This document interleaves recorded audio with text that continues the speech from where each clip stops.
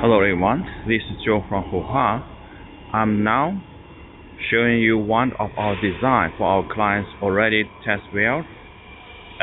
Some of the parts for the extrusion line that you can check. This is double head for the two wires, and this is the denser and powder and extrusion design and PLC systems and water tank.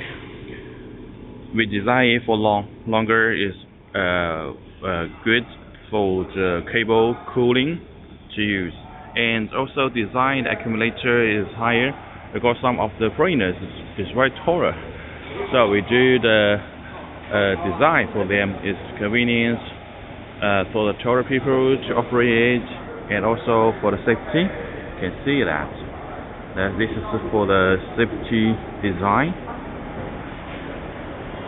and this is accumulator and the double wheels, and this is the wheels for the accumulator, and the meter counting table, and also for the dual take up. How do you feel this production line? If you have any comments, you can leave your message to me.